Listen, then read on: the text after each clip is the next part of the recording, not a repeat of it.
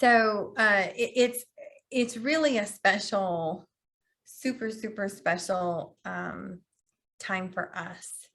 And so having you here to celebrate in this with us, it means everything. Hi, Rachel and Josh.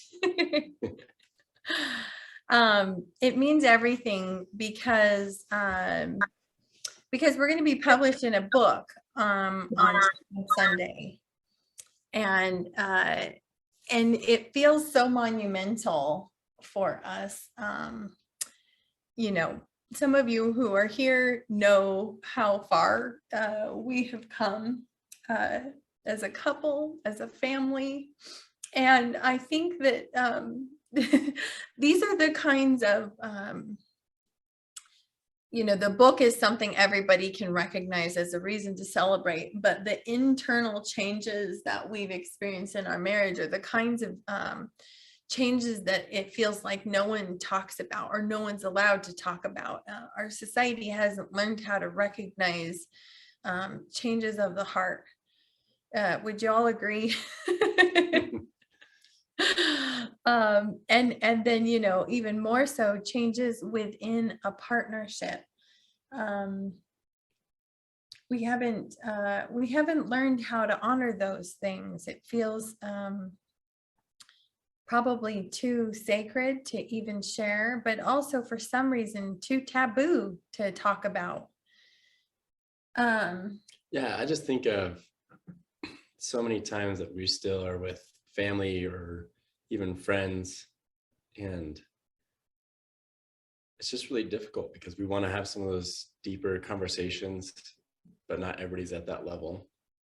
And then also, especially when you're closer to people and people have a hard time just seeing those differences that have happened in our relationship. So it seems like externally it's like, oh, well, we still have times where we disagree or we get mad or upset with each other. Right. And so people are like, oh, see, it's not perfect. But yeah, so I think it's something as a society and as a whole too, it's a struggle to get really intimate and close and really recognize those changes that are happening. Yeah. And that need to happen. Yeah. So it's our hope for you guys tonight that as a result of being here, you feel that you're able to draw closer to your partner as well, and that you feel like re-inspired about that. And my guess is that those of you who are here care enough about your relationship that your relationship probably is already pretty stellar, probably already is a beacon to those around you. And so just as I was expressing, like, we don't get accolades for that. I want to like look each of you, if I could look each of you in the eye and even like grab each of you by the hands, you know, you as the wife, you as the husband, and say like, good job. Like, good job for staying together. Good job for all the highs and lows you've been through. Good job for continuing to pursue that intimacy with each other, and for what that's going to then create in ripple effects in the world, in your family, in your children, and your children's children. So I'll just invite you to take a deep breath and like receive that. Me too. Yeah, you too. See it, give it too. Yeah. Because if you're here, you obviously care enough about this. So we thought we would get started by sharing a little bit of our story. And, you know, if you've heard it before, you know, listen for some new parts, I guess. I don't know. It's always evolving. Go ahead. Yeah, I'll start off first. I guess first thing I want to define is intimacy and what that looks like for me and what that means. Yeah. Growing up, I had one meeting and it's definitely changed, especially Melissa tosses around all the time like, oh, I'm an intimacy coach. And I'm just like, well, so I'm a middle school teacher, and we watched a motivational video today in class, and it said something about sex, and everybody's freaking out and like going crazy. I was like, oh, and then at one point I said something to class like, oh, well, my wife and I were intimacy coaches, and all the kids again were like, oh my gosh, like freaking out. And it's because there's this conception of intimacy is only talking about sex. And so it was a great opportunity. I said, well, it's more than that. It means so much more. And I just have developed for myself, the meaning of intimacy really comes down to it's the ability to express yourself and fully see others like as their truest self. So totally free. So like I don't have to hold anything back. And then really being able to just be present with that. So that's how I define intimacy. And so that's in areas of not just sex, which is one of it, but physical intimacy in the way of like being able to touch, hold hands and hug, snuggle, emotional, mental, spiritual. There's just many layers to it. It's not just the one thing. But growing up, I definitely had that perspective of, oh, intimacy is sex. And our story really starts with me as a kid and growing up in the Church of Jesus Christ of Latter-day Saints and having that huge influence in how our family was raised and our beliefs. And so talking about intimacy really was taboo, and as far as physical, sexual intimacy. But then there's just a lot of surface level stuff. And so as I continued to grow, I felt alone. I didn't feel like I could really talk to my parents. They were always there for me. They were always available and they wanted me to talk to them, but I had created my own walls that I didn't feel like I could. So fast forward to finishing high school, going into college, and I went on a 2-year mission and it was awesome. I came back and I was like, I'm perfect. I'm all shiny and I'm not going to make any more mistakes, because during my time of middle school and high school and first year of college, even on my mission, I struggled with connecting deeply with other people. I didn't really know how to do it because I'd put up my walls. And so I had found other ways to numb out through addictions and, TV, a lot of just other things. And so I use that a lot. And now I've got, after my mission, I'm amazing, and got Melisa that comes along and I'm like, oh, this is the best thing that's ever happened in my life. And praying about it, everything just felt right. And I knew it was the best thing I could ever do. But then we got married and things changed. I was like, well, wait a minute, she's not perfect anymore. Like, what happened? It was almost like overnight. I was like, oh, I look back now and I can see it. But I remember at the time feeling like, oh my gosh, she's different. And, she says mean things to me now and like hurts my feelings. And I was like, oh, what do I do? And so it was so easy for me to run back to some of the things that I used to numb out before. And unfortunately, I couldn't only numb out the bad stuff. So I was numbing out the good stuff and the bad stuff. And so we weren't able to really connect. And so that was a big part of our story. It was like, we realized something was off. And we had other people in our life too. Your mom was struggling with some stuff. And so we started going to some addiction recovery programs and support meetings for understanding that stuff. And that really just launched us into the point where we separated, because everything just kind of started coming out and hitting the fan, and I didn't know what to say or how to say it. So it was just like, just saying it all over you and you vice versa. And so it was just so messy and ugly and so many hurt feelings. And we just weren't very nice to each other, but we still loved each other. So we're still committed. And we continued to press forward. I remember sleeping on my dad's couch for 6 months, and that was a tough time. We continued to come back and starting to find solutions and resolution. We went to so many different therapists and church leaders, friends, to try and find answers. And that's been the coolest thing, is just seeing where we're at now. It's taken us a long time, and seeing that we can provide really a shortcut for so many couples to get to that place, and getting to where we're writing a book together now. And it's really cool. It's something that we tried to work together so many times before this, and it didn't work. Yeah. And it was awful or really hard. And you're always really honest and upfront. And I used to kind of be like, oh, I don't know if I can share that. And so we've just come so far to be where we're at now, where we're talking about intimacy together, and we're excited to be on here, and we can see these amazing people as well that are here. And it's just really been an adventure. Thanks for sharing. It's neat to hear like your version, a little different than how I typically share it.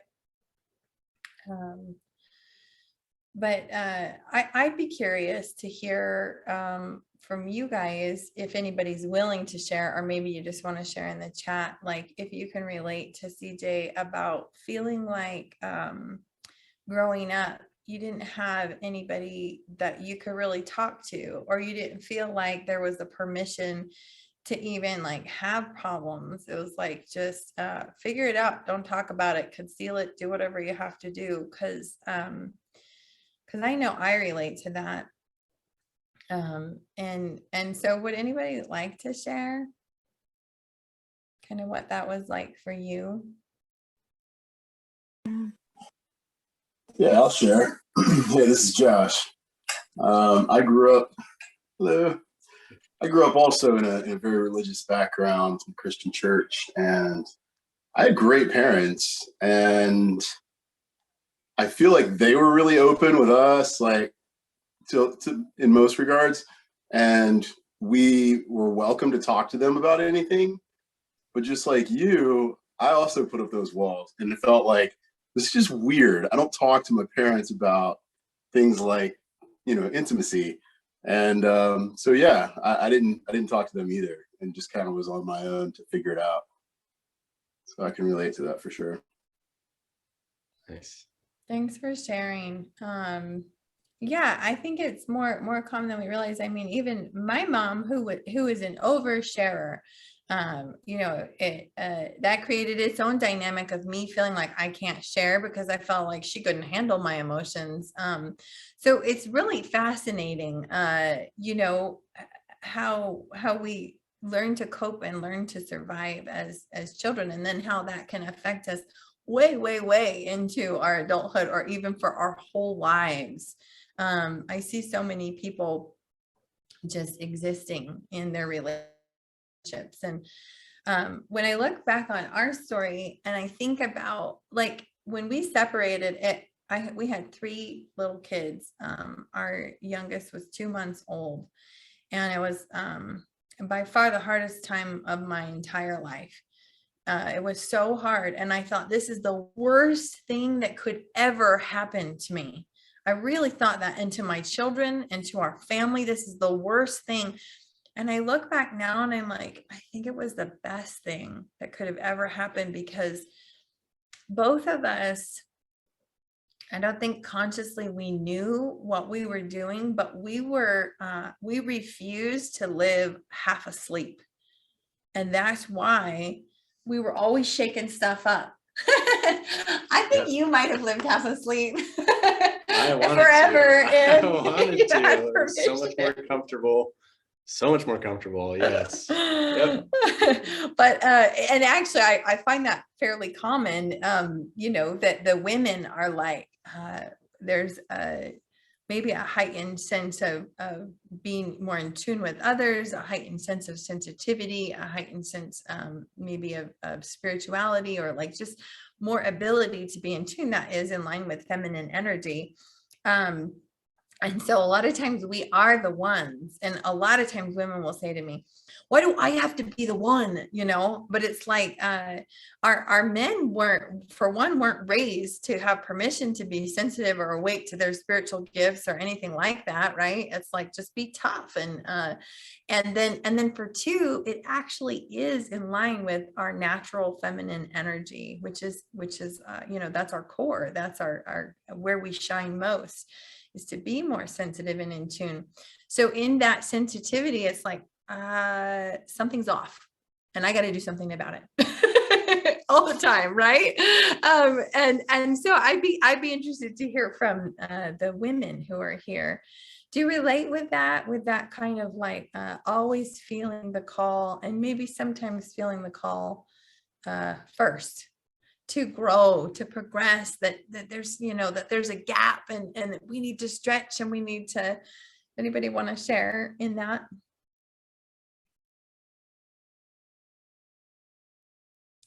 So I'll be, the yin to the yang or whatever it is over here.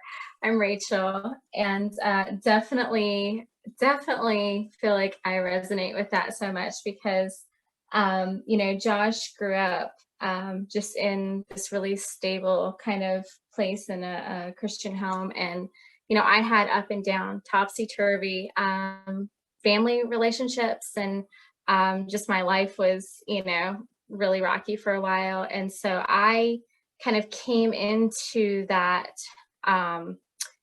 religious type of experience and spiritual experience like later in my life.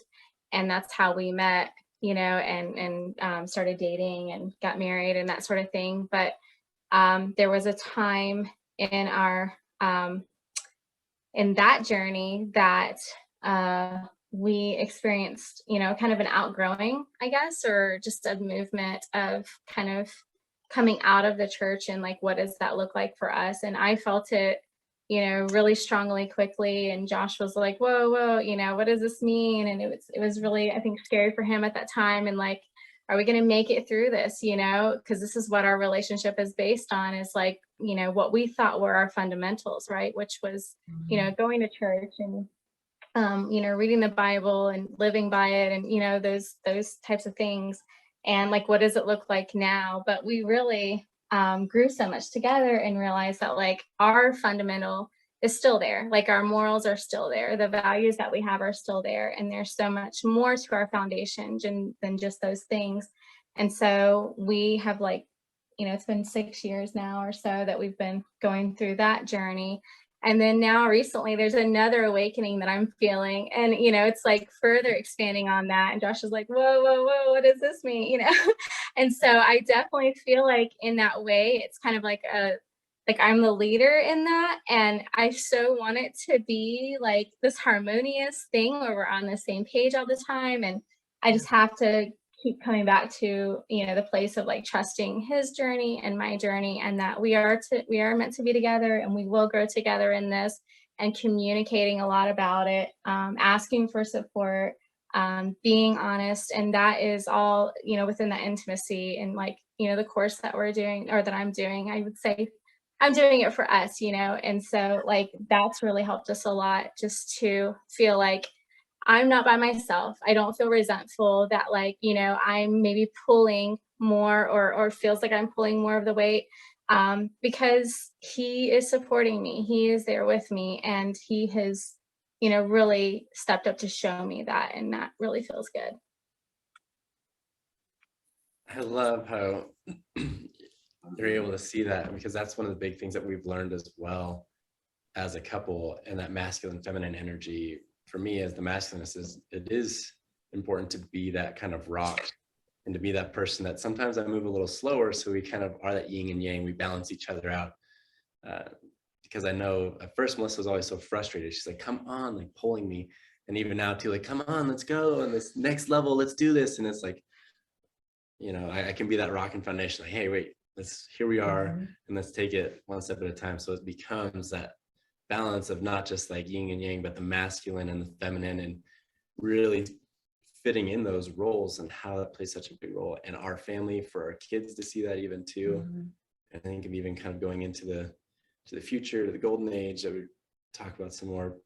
So I just love seeing that comment. And I love what you're saying, CJ, because this dynamic is actually just right. It really is just right. Like the man is supposed to be, if he's in touch with his masculine energy, he's supposed to be more like a rock. He's supposed to be more consistent and steady. And so the other flip side of this dynamic is, you know, we feel like, oh, I'm so much more awake. He often feels like she's so much more a mess. Am I right, guys? And that's also just as it's supposed to be. Feminine is like, yep. Feminine energy is very good, guys. Feminine energy is non-consistent, non-linear. It's like, I like to describe it like the feminine is like the water flowing down the riverbed, and the masculine is like the riverbed. Well, if the feminine has no riverbed, it just goes everywhere. What would water do if it had nowhere to go? It would just go everywhere. It's a big old mess. It doesn't know what to do. It just goes everywhere. And sometimes that's what we show up like, right? Our emotions are everywhere. It's absolutely as it's supposed to be. You know, really, when we go in and we do this work, I'm encouraging my clients to feel deeper even than they have before, because it's exactly as it's meant to be. And then we get to work in our partnership about how That doesn't have to mean anything. Like, you know, I can express big anger and it's no longer a punishment or trying to manipulate or control him or anything like that. It's just me expressing anger. Or I can express total elation or be in total pleasure and express that. And I don't have to feel shame around that. You know, I can let go of some of that conditioning. And certainly he loves that. Absolutely. So these are some of the dynamics that we miss. We miss out on a lot of this understanding because there is so much cultural kind of entanglement about what femininity is and what masculinity is. Shauna is here on the call tonight. One of my favorite things she ever said was, vacuuming has no like gender identity. When did we say vacuuming was only feminine? We get to pull some of those things apart and look at what is the true essence of feminine energy and masculine energy. And I really think doing some of that work behooves us as you know, striving to have excellent marriages, not just excellent marriages, but actually be the vessel that we came here to be, live in the purpose and be alive to the missions that we came here to fulfill to the planet, right? Because I know that when I'm more in tune with my feminine energy, I have greater access, like it feels tangible for me to be in touch with my divine feminine energy. And I don't know if that's the experience for you, but I definitely see his God self shine through when he's real confident in his masculine. Yeah, I was gonna say too, like it's so, as the man, it's like, well, I need to be the leader, that I should be the one doing this and that. And so sometimes it still catches me off guard. I'm like, oh, am I being the man enough? Am I being masculine enough? And then I can just take a step back and see like, oh, we're doing this together. And at the end of the day, like I still come in with this masculine energy of like, okay, well, this is what we're going to do. This is how it's going to go. And then we can talk about it. And just how we approach it is so different because you're just like, oh my gosh. And I'm just like, all right, well, let's do this and let's do that. And I'm much more just here forceful. So yeah, my experience ends up being the same as far as the actual values that they experience. I think the outward expression of it tends to be a little bit different. I think at the end of the day, I have those same experiences of like, wow, I feel that excitement. I feel the joy. I think it's talking more like a guy. I feel pumped. I'm like, yeah, this is awesome. I love it. Yes. And yeah, there's just other feelings like that. I love that. If any questions come up for you, if we end up, because we sometimes sort of like talking over and like, what the crap are they talking about? Please, you know, feel free to unmute yourself. You can interrupt us or type your question in the chat and we'll be happy to answer anything. If you're like, what are they talking about? I think this is a good time to transition into like what we're experiencing right now in our day and age. Does that sound good to you? Sounds great. Yeah, I think that's a good idea. So something that I look at right now and that like thrills me is that there are a lot of different religious teachings and philosophies that all sort of line up. That always excites me, how people approach God and approach life and joy and everything, and what commonalities there are. I just like get really giddy and geeky about that, and I always have. It's just, I don't know, I was born that way.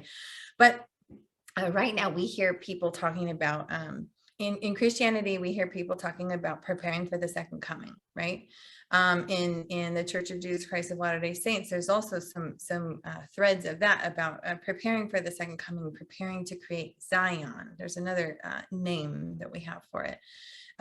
In yogic philosophy, there's talk about this time being the age of Aquarius, or the Aquarian age, which is a time when we shift from the masculine energy only being valued and having like a patriarchal society to switching to a feminine approach to life. Not meaning women, meaning feminine energy, like we've been talking about it. I hear a lot of spiritual teachers talking about entering into the golden age. I hear people talking about going from 3D to 5D, consciousness teachers talking about stepping into your God self. Even in our LDS theology, we're talking about going from being in a telestial state to a terrestrial state and having our earth prepared for Christ to be present on the planet, right? So there's all these different philosophies and theologies that all are talking about the same thing, and it lights me up like crazy. For one, it gives some meaning and purpose to like the chaos that's happening right now. You know, we've got COVID, and we've got corruption in like all the government systems, and we've got a lot going on, right? I don't need to rattle off everything that's going on. We all know. But in each of these teachings, there is a purging that's necessary first for us to then experience this more enlightened state. And it makes sense, doesn't it? I mean, if we just bring this down to like day to day, we all know like our school systems aren't working. People are complaining about our schools since I was a kid. We all know that the banks are corrupt. There's too many monopolies, and they're not supposed to be monopolies. There is corruption in our government, like all the institutions. We've been talking about how it's not working for how long? And so we know these things have to change in order for us to have a more enlightened experience. And so this is what our book is about. It's called Uncensored, Unleashed, Untamed: How Soulful Entrepreneurs Lead into the Golden Age. This is what the golden age is talking about. It's talking about, really this book is kind of like a handbook, or I don't like the word survival, maybe a thrival guide. We're mixing thriving and surviving. A thrival guide, because the reality is two things that I want to bring into this conversation today with you guys is societies cannot exist without strong, committed marriages that are having children. Like, that seems so obvious to me. And yet families are under attack. There's movements of men don't need women. That's been going on for a long time. There's now movements of men saying we don't need women, vice versa. And there's, this year more than ever, I did a big marketing push in a group called Women Helping Women. It's got 500,000 women plus in it. And almost everything I posted was controversial. I had no idea becoming a relationship coach and speaking about marriage was going to be a controversy. But there, especially the millennials, there is this huge belief that marriage is like handcuffs. Was born of the patriarchy. It's trapping us as women. It's like mind blowing how much the family and marriage is under attack right now. And yet we know, like, if we don't have that, we don't have society. Like, we don't. So there's that piece I want to bring into the conversation. And then the other piece about these times and about creating this Zion or this golden age is that we don't have to wait for society to change to create that. We create it in our hearts, and we create it in our homes. And we can start today. Like, we can be that person now.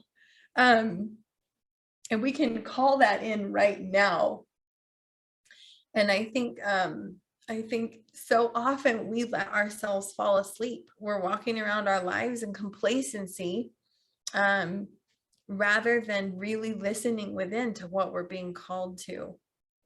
And so that's our message in the book. This is why we're having this tonight. Is just, I feel like this message is so important, and there's not enough of us tuned in to listen.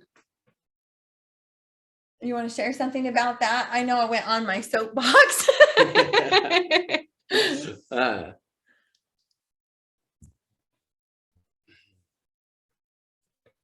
No, I think just what you're saying is, I think they're just important topics, and think of where we're at and how we've gotten deeper, and it seems so strange because so many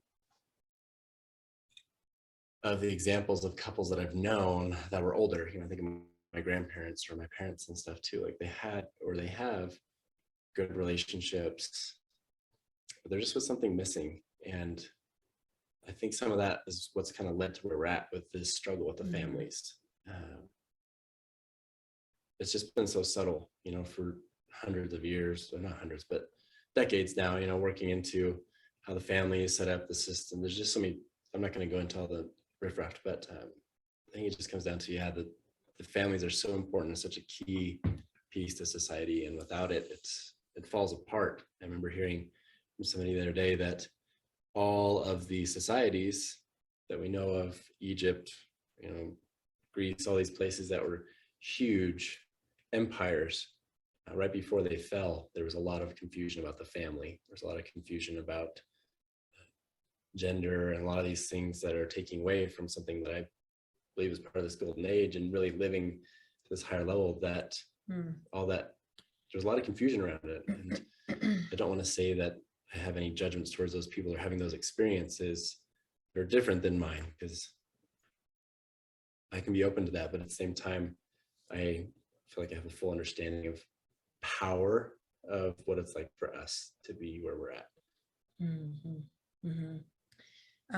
Yeah, so I'd be curious to hear from you guys. Do you see that in your experience, that the family is under attack, or that marriages are, the institution, as an institution, marriage is kind of under attack?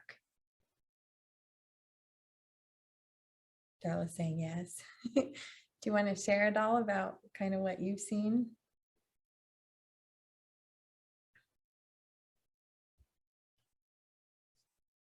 It's okay if you don't want to.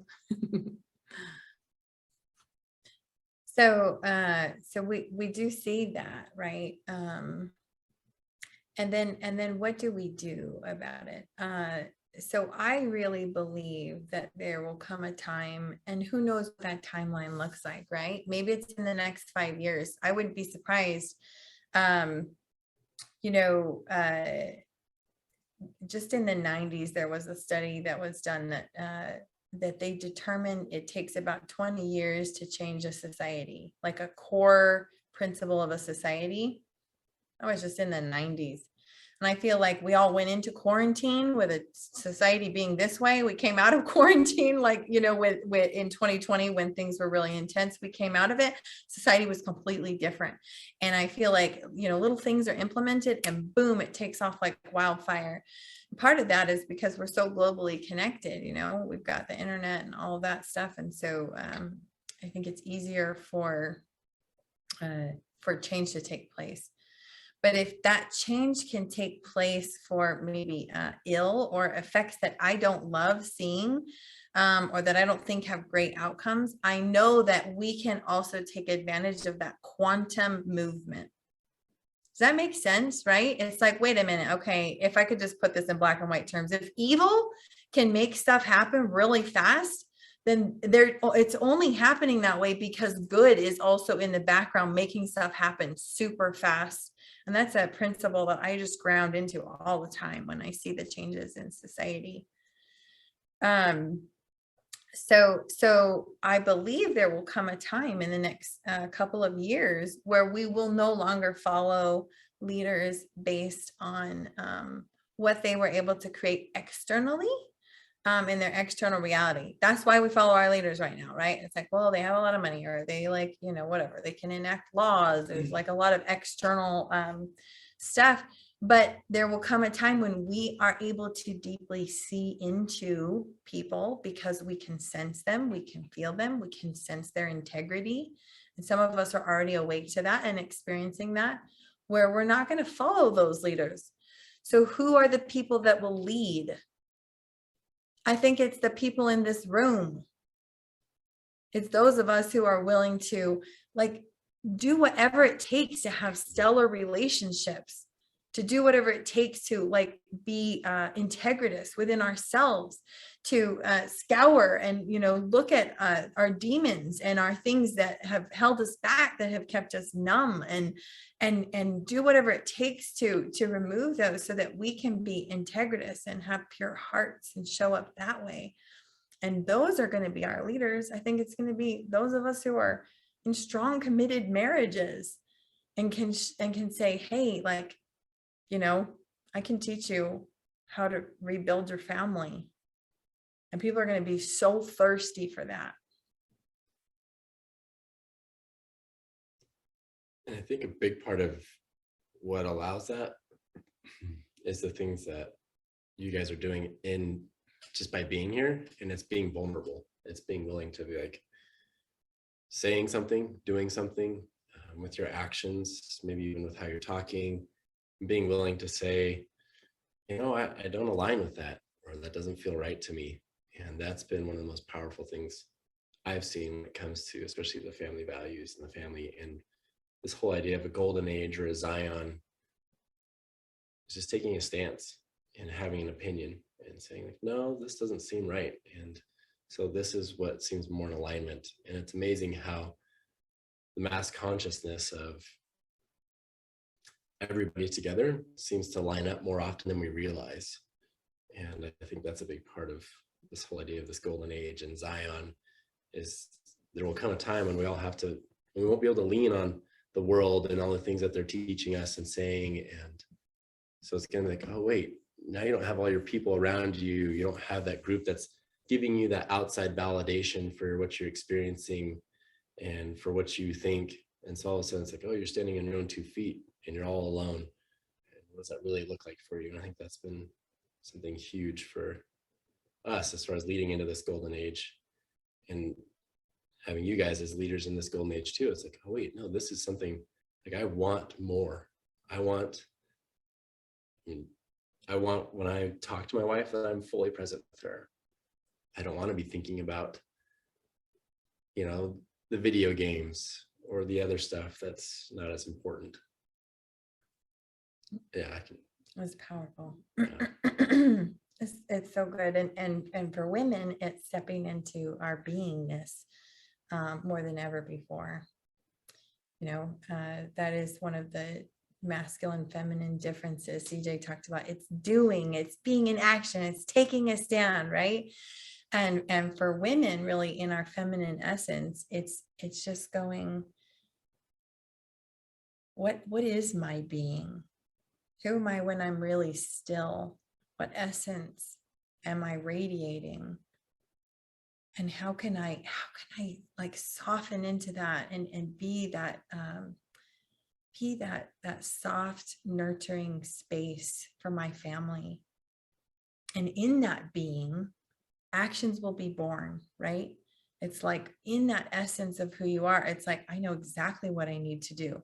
Actions will be born. It's not to say that women are never supposed to be in masculine energy. Our masculine energy is super important. It's how we get stuff done. We need to be able to get stuff done, right? But the doing comes from the being. And we need more women who are leading that way. And we need, and I want to bring in the conversation of money. You know, many of you follow my posts and things, and you've seen me talk a lot about money this year. And I think this is, at least in Christianity, a part of the puzzle that I don't hear a lot talked about. But I don't believe that.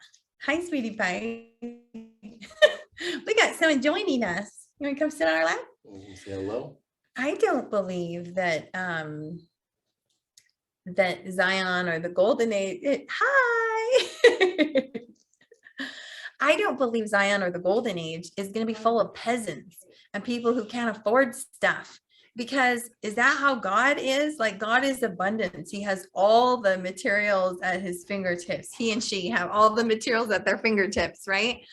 So I believe our businesses are just as important part of this discussion. And I think that can be a struggle, especially being raised in you know, religious spaces where we're taught all the time, family is so important, family is so important. It's like, but I also want to like grow, and I want to like do these things out in the world, and that's just as important. It's a matter of again, doing it from your being, doing it because you're feeling called, not doing it to prove. And this, I speak this from a day-by-day practice. A couple of you here are my clients, and you see me, you know, some days I'm totally improving energy, and I get to just check back in, recalibrate, come back to my truth. Because we each have important missions here on the planet. And so I think I want to bring that back to you guys. The question that I would ask you, and maybe this is just something you ponder together tonight as a couple, is one is, are we really accessing the power of our partnership, the power in our marriage?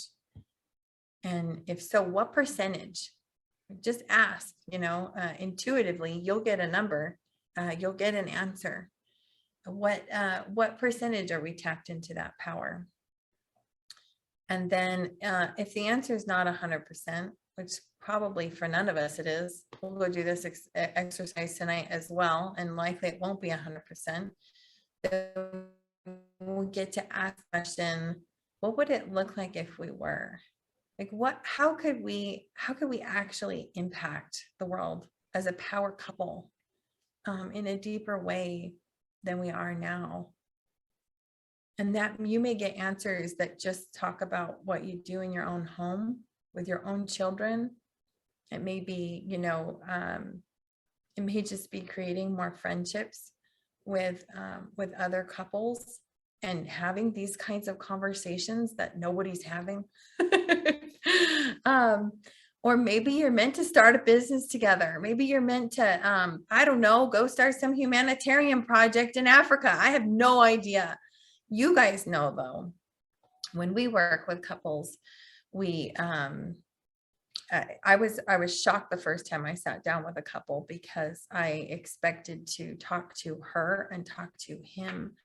And I did that, but what I also saw was a third entity, and I have called that the soul of the marriage. It really felt like there were three people in front of me, the wife and the husband, and then this beautiful spiritual creation that was binding them together, that consisted of her and him. And it's this like this dance, right? And it's this energy that's just moving and flowing. And it has an opinion, and it has needs, and it has desires, and tapping into that. I mean, there is wisdom in that. At the end of the day, whatever you believe, you know you're made for greatness, because we're all born knowing that. You know you're made for greatness. So where did we get lost in thinking that two people made for greatness coming together wouldn't then be magnified tenfold? That's how it is, right? Though that's a universal law. So what is that? What is that for you guys? And if you do that work and you want to share, I mean, we would like be so giddy to hear what you come up with. We'd be excited. I might not be giddy, but we'd be excited. I'll be giddy. Yes. As we wrap up this evening, I just again want to thank and honor each of you for being here and just celebrating in this with us. It feels so big. Sometimes I worry that I have such a way of viewing the world that no one's gonna see what I see. And so it's a gift to be here. I want to also point out Shauna that's here is also in the book. She's got a beautiful chapter in the book, and I'm guessing it's on women's health. Am I right? It's actually on miracles. So, because that's really what I do. And so it was about the miracles of the journey in moving my homebound aunt across the country, and then going through some of those steps of her healing journey, and just the love that came through, and the knowledge of how to create miracles and be part of them, and that they exist in everyday life. Oh, that's so awesome. I mean, can you already get a sense this book is going to be amazing? I think when it launches, you can get the ebook for $1. Usually when a book launches, they don't do the hard copy right away, but because of the holidays, they're going to have the hard copy also launched. And just, check our social medias and you can find the links there for purchasing those. But if you know people who are like awake to the changes in society, I would say this is like a great Christmas gift to share. And all the proceeds to this book, none of the authors receive any of that. It's all being donated to an organization, which name I can't remember right off the top of my head, but it helps small business startups. So super cool organization. Because all of us that are in this book are in it to just share our message that matters above all. I really do see a society where couples are empowered, where couples are on a steady diet of deep and raw intimacy on a regular basis. It feels natural. Our souls are intertwined, and it's like this beautiful dance of our spirits in and out of each other. We don't have to be in the same room even to feel each other's presence and feel that connection. And from that place, we are then, raising conscious children and able to be more present with our children. We're impacting our communities and just making the difference that we're meant to make, and really connected to the truth of who we really are. And I don't think that's impossible. I think too, it's looks like having a lot of fun together as well, because it's a lot more exciting and a lot of fun. It's And true. it leads to amazing sex. That is something I said like, oh, it's not just that, but it is part of that. So It's true. yeah, I just want to make sure that we talk about that too, just because we said, like that is a big part of it. And that's been a big part of our journey as well. Yeah. It's going from the first time to like, oh my gosh, to like no idea what we're doing, to like robotic sex, disconnected sex. We've been through it all. Yep. Yeah, and it's just been another layer, and so it's just really cool to see that. I guess when I say a power couple, and I see these couples on here being power couples, and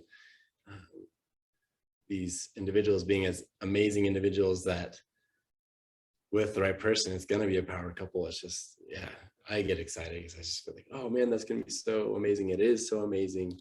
And it's just, yeah, the impact that it has.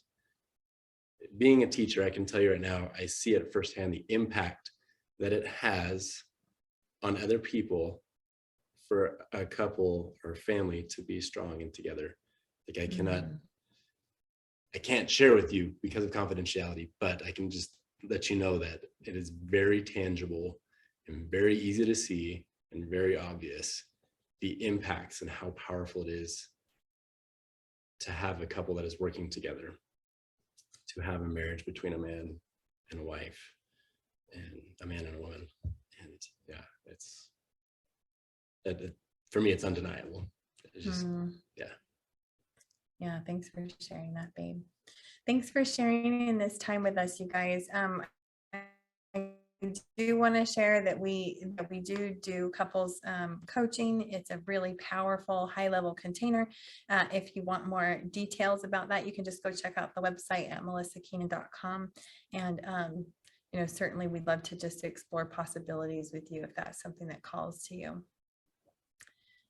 Any other thoughts or questions before we go?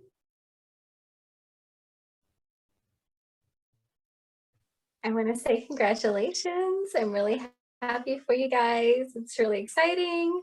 The book sounds amazing. I'm going to be checking it out.